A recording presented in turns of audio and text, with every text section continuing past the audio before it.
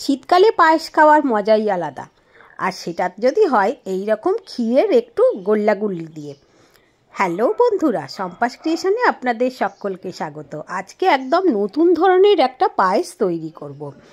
প্রথমেই আমি এখানে 1 লিটার দুধকে ফোটার জন্য বসিয়ে দিয়েছি। এবারে হাফ কাপেরও কম চাল, মানে গোবিন্দভোগ চাল, আমি এখানে ভালো করে ধুয়ে নিচ্ছি। নিয়ে চালের জলটাকে একটু ছেঁকে নিতে হবে, আর চালটা একটু জল ঝরাবার জন্যে ছাঁকনিতে এইভাবে রেখে দেবো বেশ কিছুক্ষণ আমি রেখে দিয়েছি।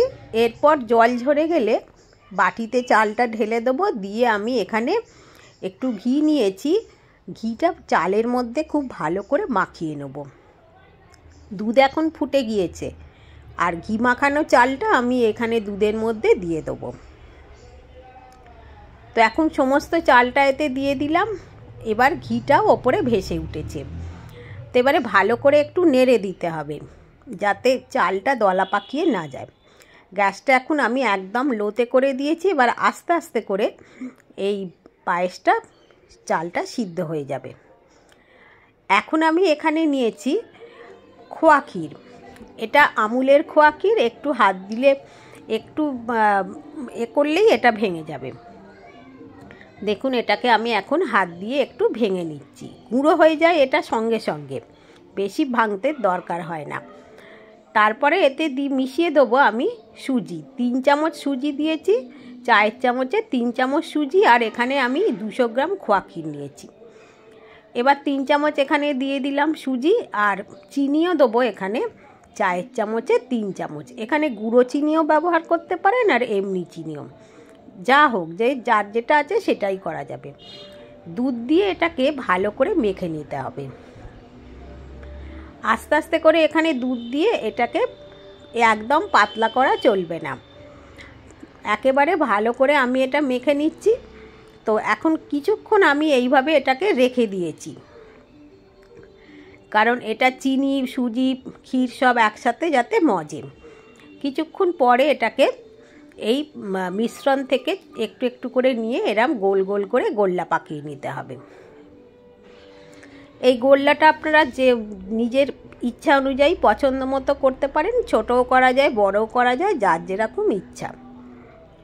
তো এবার পায়েসটা দেখতে হবে আমায়। পায়েসের মধ্যে চাল সিদ্ধ হয়ে গেছে, চিনি দিয়ে দিলাম, 2টো তেজপাতা দিয়ে দেবো। এবারে আবার একটু ভালো করে পায়েসটা নেড়ে দেবো। তো এখন পায়েসের গ্যাসটা আস্তে করে রেখে কড়ার মধ্যে আমি এই 2 হাতা ঘি দিয়েছি।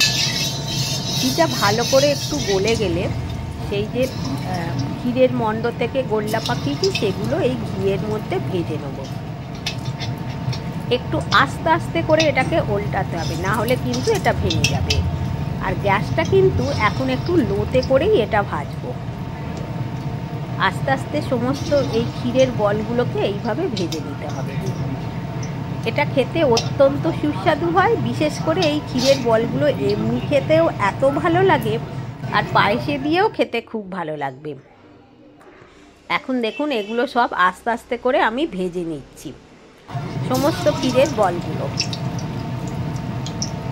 এবারে একটু আস্তে আস্তে করে খালি উল্টে দেবো, কিন্তু চট করে নয়। তলাটা হয়ে গেলে তারপরে আস্তে আস্তে করে উল্টে দিতে হবে। এটা এইভাবেই সবগুলোকে আমি ভেজে নিয়েছি।